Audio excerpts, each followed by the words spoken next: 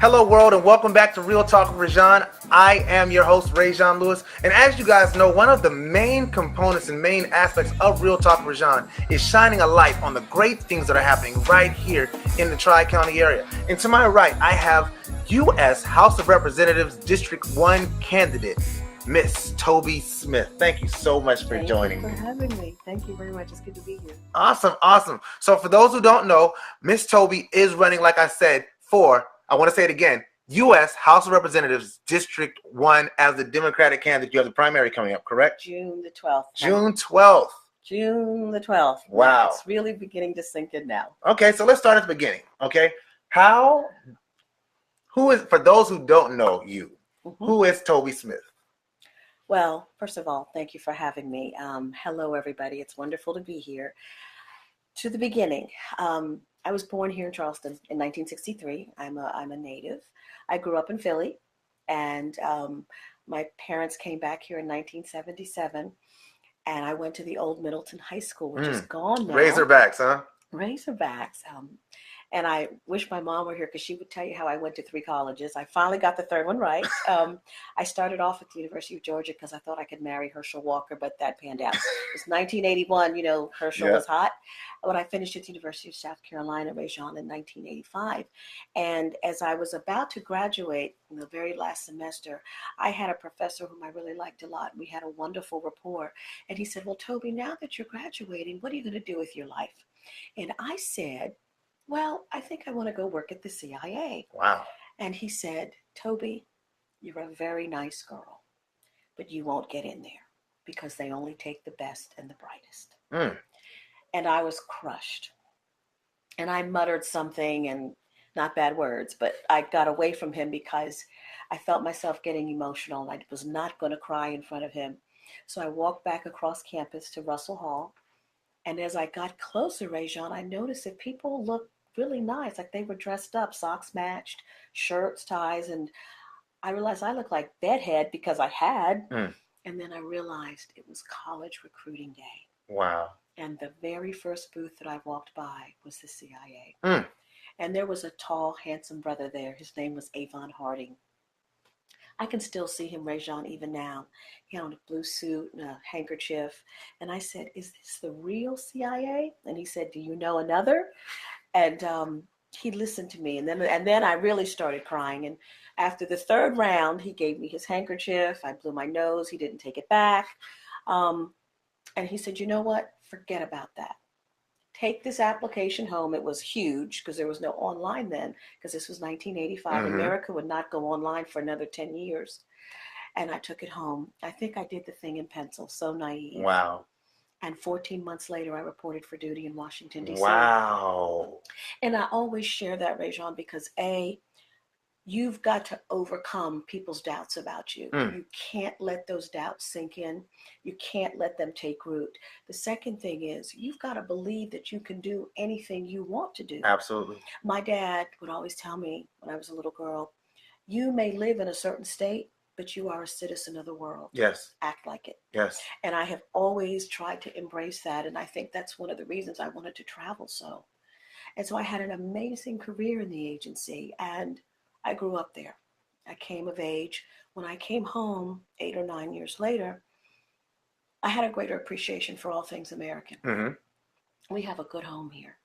And I think sometimes we don't always appreciate that. Absolutely. So people always say, well, if the agency was so great, why did you leave? Well, because the Lord was starting to tug at my heart.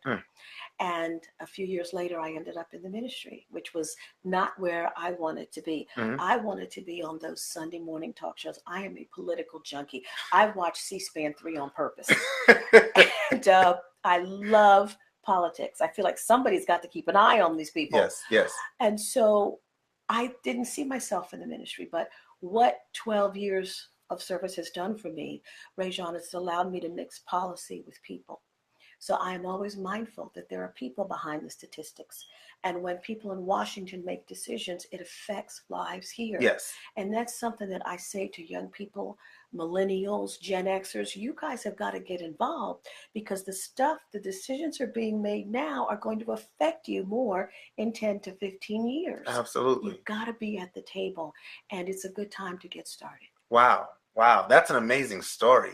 The CIA? The actual CIA. Wow. So, okay, so this interview is about to get really, really great. I'm really excited. I'm really, really excited. I told you I like it to be a conversation. The CIA. So I don't want to spend too much time on your CIA thing, but you have to give me your best CIA story that you can tell without getting in trouble. Best story. Okay, I've got one. When I was in Central America, I can tell you this is Panama. We invaded Panama, the U.S. in 1989. Mm-hmm. The day that we went to work, Rajan, I noticed that the Marines looked unusual. First of all, they were in full gear, and it was 90 degrees. I don't know if you've been to Panama, but it is stunningly hot. And they were like chanting, hubba, hubba, hubba, hubba. I'm thinking, what in the world? So I turned to my senior editor. We were on the bus, and I said, Mike, what's going on over there? And he said, oh, Toby, those are just exercises. Don't pay it any attention. Okay, we get to work. About 8 o'clock, Armed Forces Radio, TV, and network comes on. The announcer is no longer, he was some shade of like blanched white, and he's screaming, we are at DEFCON Zulu something, something. And everybody went, oh my God, we have invaded.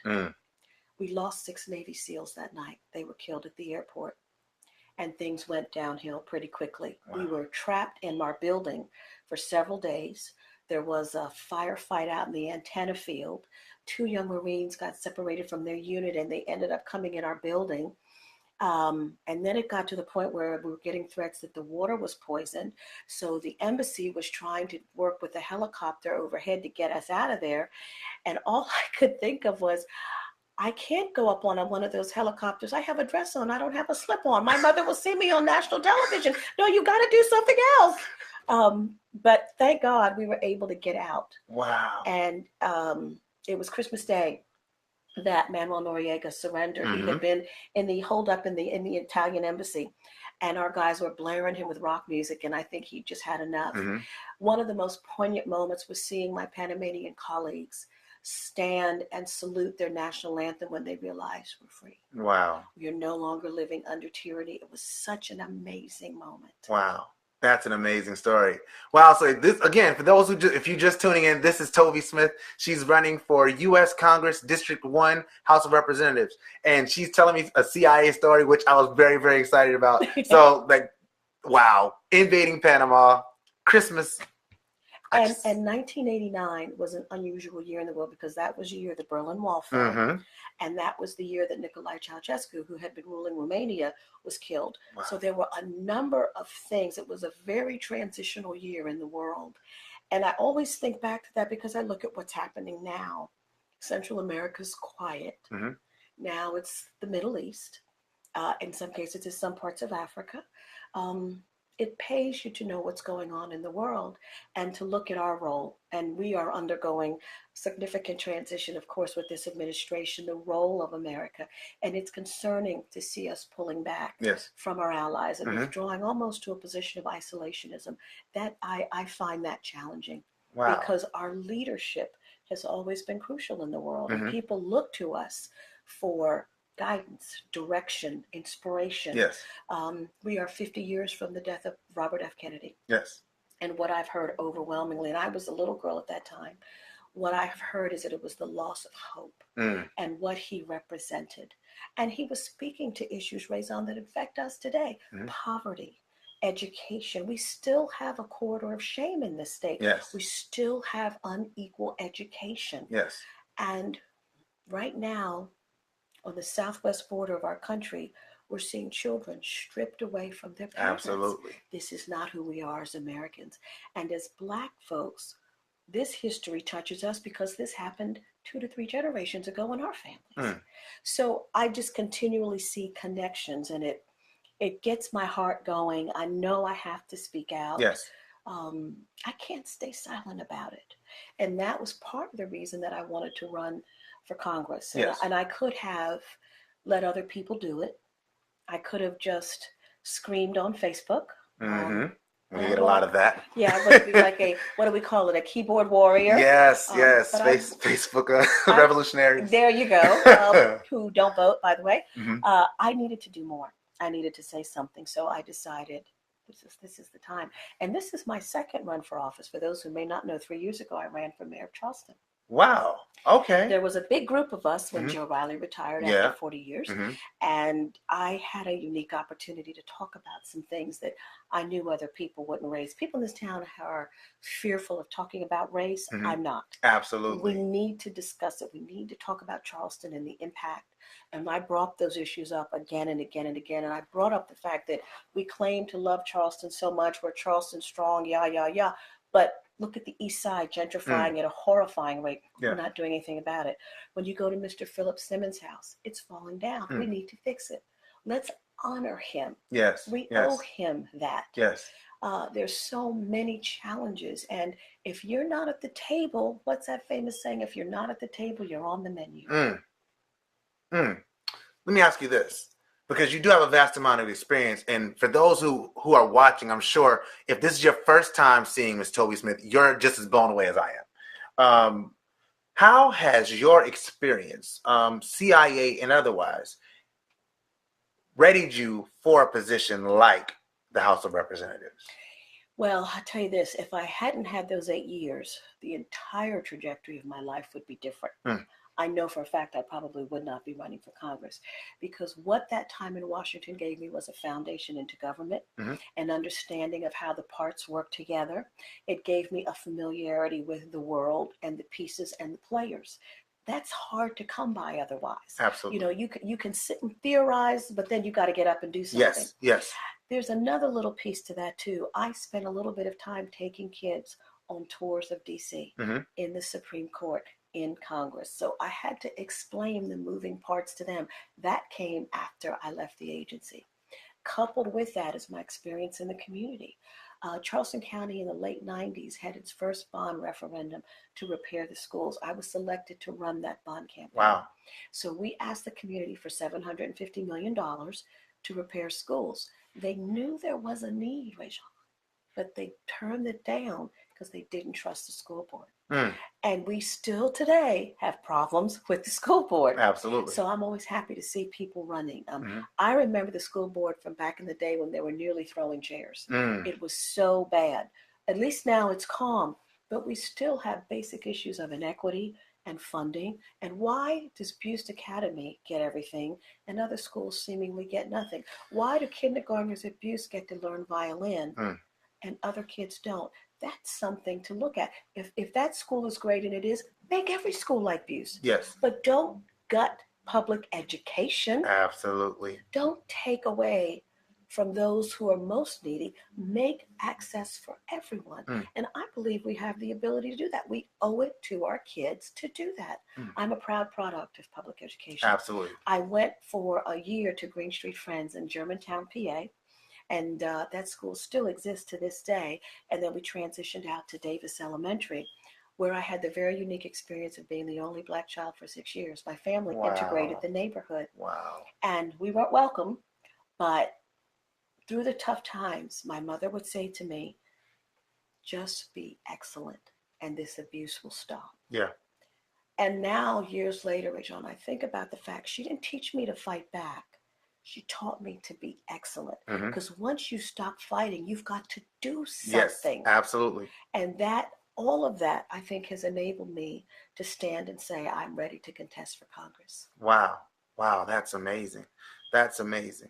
Now, when you do talk about running for Congress, everyone's going to ask, where does she stand on the issues? Right. Now, on your website, you clearly lay out, and we're going to definitely get the information to everybody about your website, what your stances are on particular issues. What is your hard, fast, do you have a hard, fast stance on the economy, where we are right now and where we need to go as a state?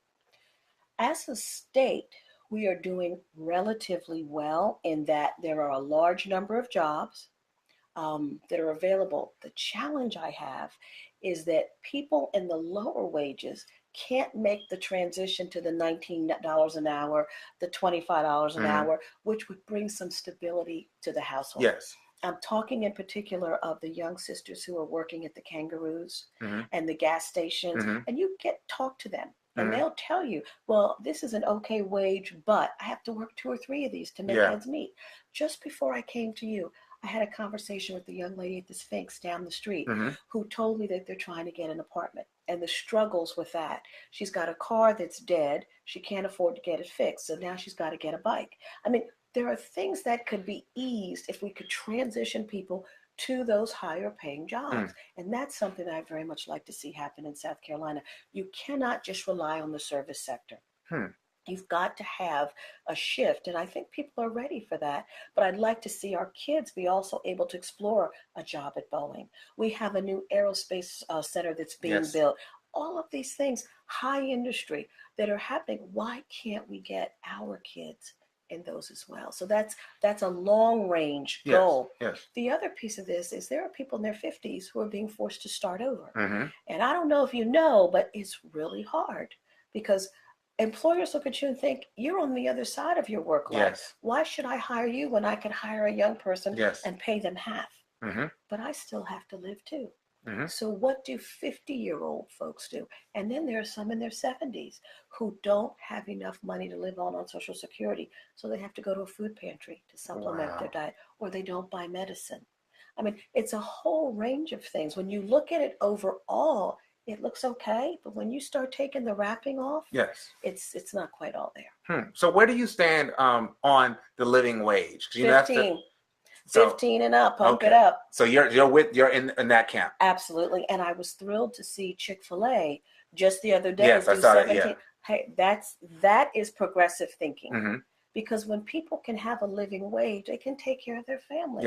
And that's what people want to do. They want to be able to take care of their families and have some semblance of a life. Absolutely. Absolutely. And if you guys have any questions, please feel free to put them in the comment section. I'll be sure to ask. I want to thank you again for watching. This is Real Talk with Rajan, Local Celebrity Spotlight with Miss Toby Smith, who is running for the U.S. House of Representatives, District 1 seat. She is a Democrat. She's currently running in the Democratic primary. And once she gets past that, then she'll be headed on to the general election in November. Wow. So I'm really excited for you. One, I just want to say that I'm really blown away. Your level of knowledge on this stuff is breathtaking. And that's not very often you speak to people who say they're running for certain positions and they don't have the vast wealth of knowledge that you do about the issues. So to be across me right now is quite amazing and awe-inspiring for me as somebody who considers himself a future political. That's awesome. Yes, I have goals in the future. I'm not going to talk much about it, but I do have goals in the future. I want to make sure that when I do, though, I have a wealth of knowledge like you have right now. I want to sort of shift it a little bit. We talked about the economy and we delved into education some. Let's talk about this immigration thing.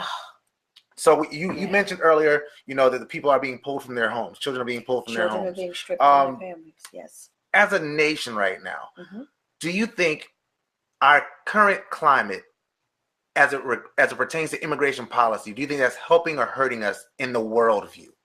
I think it's hurting us in the world view. And let's go back. You remember about 2006, DREAMers. DREAMers stands for Development and Education Relief of Minors Act. Okay, Development, Relief, and Education of Minors Act. Those were the DREAMers. Initially, there was bipartisan support for providing a path forward. DACA is not a path forward. DACA is Deferred Action for Childhood Arrivals. There's a set of criteria that you have to meet in order to apply. What that does is protect you from deportation. Right now, people's applications are being just logjammed. Nothing is being processed. So what's happening is people are more at risk for being picked up, and we see this. And they're being snatched away from their children, thrown in vans, never to be seen from again. Wow. This is not how you do this. Now, I understand we need to deal with immigration. Comprehensive immigration reform means we check people who are smuggling. It means we process paperwork. It means we give people a path forward. It means that citizens who have been living here, Rajan, paying taxes, sending their kids to school, they're not aliens. They're our neighbors. They are friends with our children in school. They deserve an opportunity to come up and be a citizen. Yes. So that can happen. But right now we have a faction of Congress that is adamant that brown people and black people are taking over. And this is the last gasp to reestablish a mythical and lost majority. It's gone. Mm-hmm. So let's do right by people. Yeah. And taking babies away, some as young as 2 years old, Mm-hmm. and they're down there in cages. There was a senator, Senator Merkley, who went down there just a few days ago. They turned him away. Wow. We need to go down there and get those kids out of there. And I'll tell you something else. We're watching this happen. Just like in Nazi Germany, people watched those flames outside of Ravensbrück and Dachau and Buchenwald, and they knew what was going on, and they did nothing. Yeah. That's what I liken this to. Mm-hmm. Just like there were slave masters who went to somebody's church every Sunday while the overseer was whipping the skin off of someone. Yeah. We're watching. Yeah. And this does not bode well at all. So I'm going to have something to say about it every chance I get. Absolutely. I'm going to speak up for those children and our Latinx brothers and sisters, because this is not right. Wow. It's not right at all. Wow. That's wow. You heard it here. She has a heart for it. She has a mind for it, and she has a temperament for it. That's something I'm definitely seeing. That was so well said. So many times on television, and this is a lot of times where I think a lot of people get turned off from watching the news and things of that nature. It becomes shouting matches. Right. It becomes name calling. It becomes the snark fest hour. Yes, it becomes that. And I just love opportunities to just hear the facts, to hear the facts, and to hear the correlations that actually need to be made.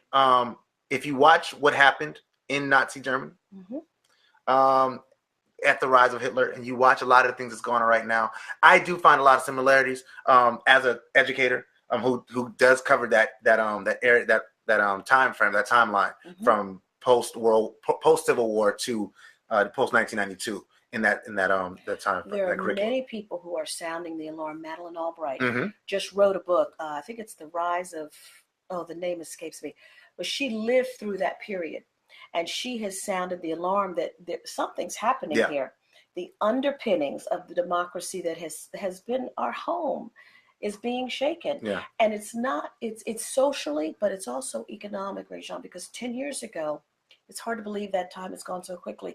I used to travel throughout the state helping people save their homes from foreclosure. And the protections that President Obama put in place to prevent that are slowly being pulled out. Yes. So here we could be potentially on the path again of another great recession, which wiped out so much wealth in the Black community because it was in homes, it was in land. Yeah. And I'm thinking, are we going to do this again? And some of the people, I tell you, you sit with people who are losing their homes, Black, white, tears don't have a color. It just hurts. Right. And these were wealthy people who got those jumbo loans. There were some very fine African-American sisters who had stellar credit, but who were steered into predatory loans. They didn't understand, Rajan, that their mortgages had been sold on Wall Street as securities. And part of the underwriting was if the homeowner got in trouble, we're calling the loan. That's why so many people lost their homes in the beginning of the crisis. Wow. We couldn't save them. And then George Bush, who was president, lobbied Congress. We got $3 million. It went to an agency called NeighborWorks. And NeighborWorks funded housing counseling agencies throughout this country. And that's how I was able to travel and help families save their homes. I don't want to see that happen to us again. Wow. Some of us haven't recovered from the first go-round. Right. That's another piece. And then you see this bill that's just come out. The short name is the Lobbyist Banking Act. It's got a very long name. It's about economic regulations that is going to make it possible for people to discriminate against Black people when buying cars and buying homes, because the regulatory piece of disclosure has been taken away. You may have seen Auntie Maxine on TV giving the business to a congressman about this is not right. So all of these things are happening, and we're all, in some cases, walking around in a fog, more concerned with reality TV than we are with what's happening in our household. Absolutely. So let's fast forward to June 12th. Okay. Which is what, 5 days away? 5. It's very close. Whew. All right. If you get elected, should you get elected, when you get elected to the Democratic seat, the Democratic I will be the nomination. When you secure the nomination, what is the road forward from the primary to the election? Money, money, money, money. Okay. I've got to go raise some money. And I'm talking with some wonderful folks now who have been advising me and helping me walk this thing out. There are some options for raising some dollars because there's going to be a lot of massive advertising that needs to be done. But let me also say this, Rajan. I came into this with very little money. And God has blessed me every single step of the way to do things without lots of cash. And I believe he'll continue to do that. Mm-hmm. But I'm going to have to raise some money. Okay. So if someone wants to donate to your cause, how do they do that? Well, they can go to secure.actblue/donate/Toby for Congress. Okay, you're going to have to do that for me one more time. Secure.actblue All right. /donate/Toby for Congress. And if they don't like to do things online, they could mail a donation to P.O. Box 80434. P.O. Box 80434. Charleston 29416. And I would be so grateful. So I gave you the 2 ways that you can donate. All right. Now, this is not the end of the interview, but I just want to make sure that you guys have that information. She's gonna need money if she's gonna make it to all the way to the top, which I believe at the top, from what I'm experiencing, I am a fan already. I'm a fan, and I'm not even sure if I'm in District 1. Is this District 1? You are. Okay, cool. Because you know what? I went. Sorry, this is a personal story. I went to vote in my election for the area that I thought I represented, right. And they told me that it wasn't my day because I because of where I live, right. I fall into like a pocket that doesn't belong to the town of Somerville or any place else, so I can't like vote for mayor and stuff like that, which sucks. Anyway, so I wanted to make sure that I am, and since I am, I will be voting. I know I'm casting my vote. Let me say this too for those listening. District 1 extends from the very tip of the end of Beaufort County all the way up to McClellanville. Okay. It's a monstrous district. So it's all of Beaufort County, Hilton Head, Sun City, the town of Beaufort, Edisto, Ravenel. It's monstrous. It's huge. And then west, how far does it go? All the way, let's see, over to some parts of Moncks Corner, some parts of Somerville, some parts of Goose Creek. Okay. It is heavily gerrymandered. We know that President Obama and Eric Holder are working on an initiative. Mm-hmm. One of the things I think, Rajan, is interesting is if I should win this district, it's really going to raise the issue of, well, see, a Black woman won in this 71% white district. Mm-hmm. Maybe you all are just blowing smoke. No, we're not. Mm-hmm. Because it is incredibly challenging. You've got to overcome a lot of perceptions about what you can do and how to bring people together. And if you look at the pictures, what you'll see is people of all races are behind me. They're supporting me because I have made a point to seek out every vote. Yes. I've made a point to go to my Caucasian brothers and sisters and present myself just like I do with us. Absolutely. It is important we go to each other and present and not just expect that people are going to vote for you because they're Black. Absolutely. My parents just didn't raise me. Yes. You respect everybody. Yes. And that's important to say because I get angry sometimes when I see how Black people are played. I don't like it, and I will not be a part of it. You want the vote? Go present yourself and offer yourself as a credible candidate. We deserve that. So what you're saying is you're not going to have like a chicken no party where I'm not doing that. Okay. Yes. Because that's not respectful. I just want to put that out there. That's not respectful at all. It's not. Chicken, fried fish dinners. Listen, it's one thing to have a meeting and invite people and have food in, but you don't bill it that way. Yes, we have a cookout. Yeah, it's just, we are worthy of respect. Yes. We've paid our dues. We've contributed to this country. We love this country. We are democratic. We're loyal. Treat us with the same level of respect that everyone else does. I want to ask this question because that sort of leads me in a different direction as opposed to my questioning. As a people, as African Americans, what could we do to make our vote more respected by the political pundits, by the people who are running for office? What could we do to make them feel as though doing a fish dinner or a cookout isn't good enough to appeal to our sensibilities? Well, I think the first challenge is, why are you voting for the person you're voting for? People should earn your vote. Mm. So if you've researched a person's background and you feel that they will represent your family well, then that's fine to support them. But to just go along is the problem. And I Mm-hmm. think sometimes that gets to be the way it's done. And I say that because it's always been done that way.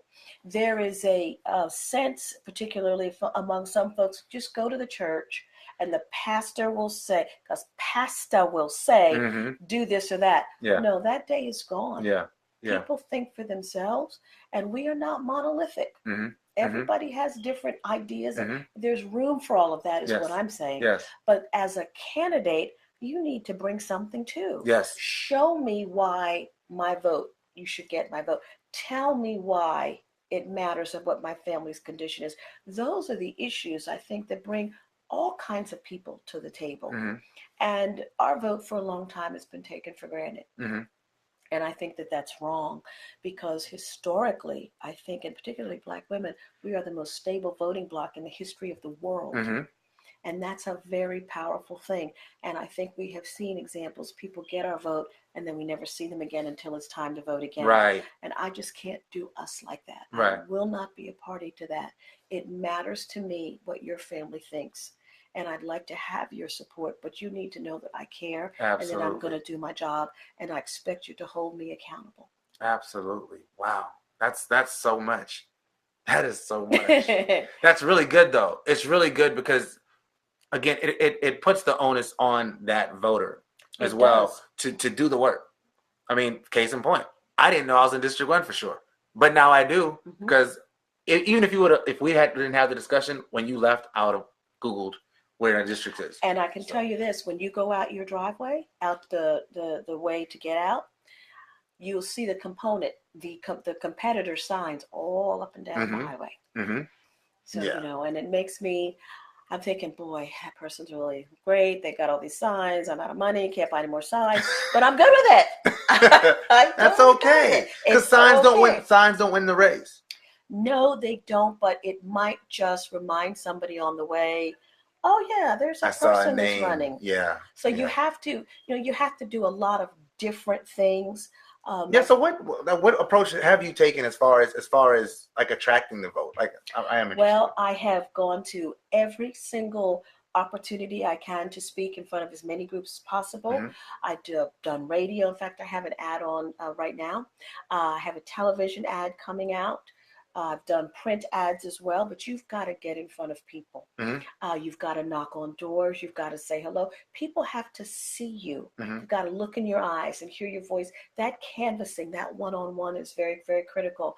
I have talked to church groups, community groups. I've been invited in homes to sit and talk with people. You've got to make yourself, Rajan, so available.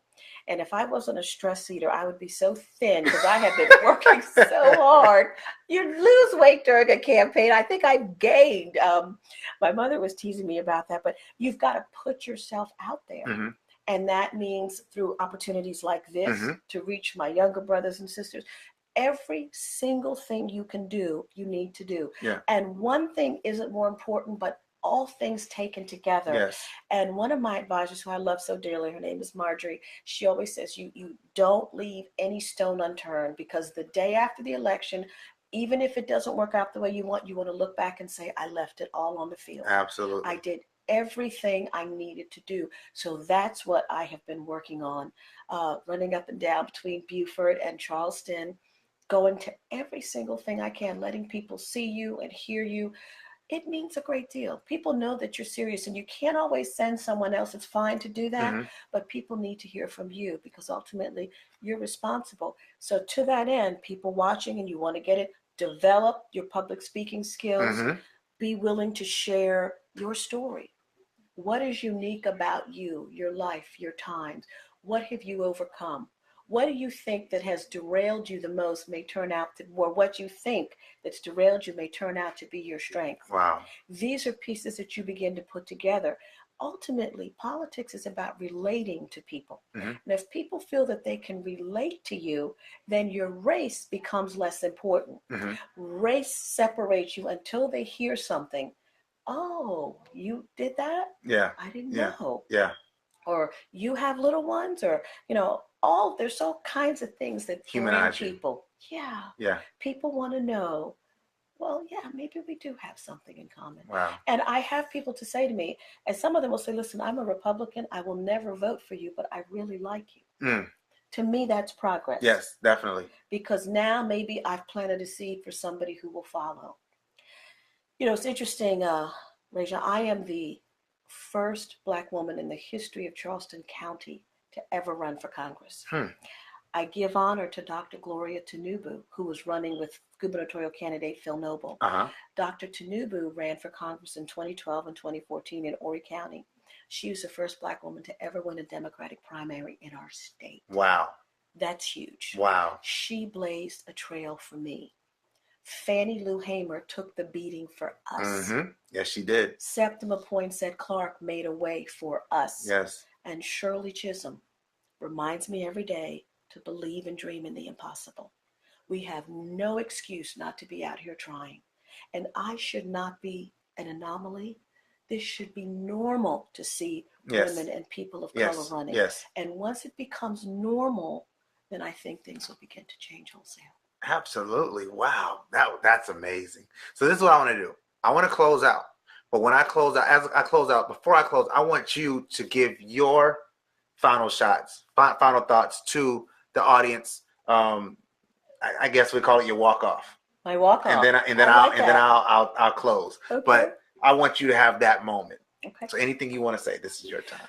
Well, hi everybody. Hi Jeremy. Hi Otis. Hi Wilhelmina. Hi Erasmus and Samuel. Hey, Sam.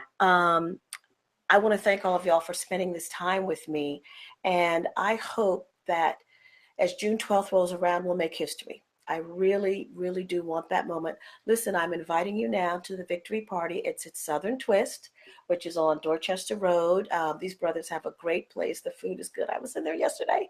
So drop on by. We're going to have a little guitar music and get a little electric slide line in. No matter what happens, we're going to have some slide line.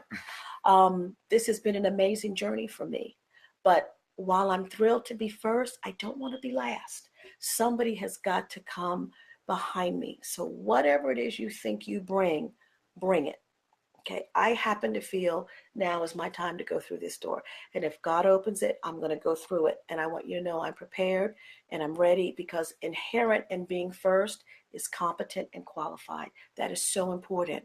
And third, I love the Lord with all my heart. He's been so good to me.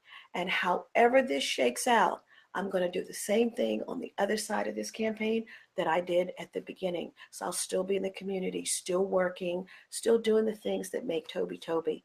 Please write to me at my website, tobysmithforcongress.com.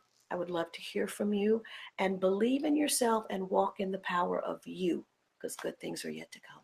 Wow. Thank you so much, Ms. Smith. Thank you. This was amazing. Thank this you. will not be our last time speaking. And next week, it's on. It's on. Southern Girls. Southern Girls. Southern Twist, right? That's the place? Southern Twist. Southern Twist. We're going to be at Southern Twist next week. Election night. Be there or be square. As you know, I am Rajon Lewis, and I do this every single Wednesday. Real Talk with Rajon, local celebrity spotlight, shining light on people who are already so glowing in themselves. I'm in awe of the people that I meet here sometimes. I have to be honest with you. And this was definitely one of those times where I'm beaming. I feel like such a smarter person, so much of a smarter person, just for having sat across from you. So I thank you for this interview. I thank you for this time, and I wish you all the best of luck. And I hope that my 4 daughters out there, one of them one day is the next after you, if not before them. Listen, she could be governor. Yes. Well, I have a president out there. President. Yes, I have a president. My son told me to be the president. So awesome. So local celebrity spotlight, Wednesday nights, 7 to 8 o'clock, Real Talk with Rajon. As you know, Sunday nights from 7 to 8, I do my regular show, sports, music, politics. It's a lot going on. Apparently, President Trump is out here uninviting people to the White House. So we're going to be talking about that this Sunday. And, of course, you know something else is going to happen within the NBA Finals or wherever else something happens. If there's something that you want me to talk about, or if there's a question that you had for Ms. Smith that she was not able to answer during the interview, please send it to the comment section or go to Toby Smith for Congress or go to www.tobysmithforcongress.com. That's all great ways to find it. If you want to donate, please, I'm going to give you that information again, secure.actblue/donate/Toby for Congress. Please, no dollar amount is too small or too large. We need more signs. We need whatever we can get to get her where she needs to be. I believe in her, and she believes in us, so we should make sure we're supporting the people who are trying to support what we're doing. With that being said, I am Real Talk with Rajon Lewis. I thank you guys for your support, and always remember that if a man doesn't stand for something, he's bound to fall for anything. Now that's Real Talk. I'll see you next week. Peace.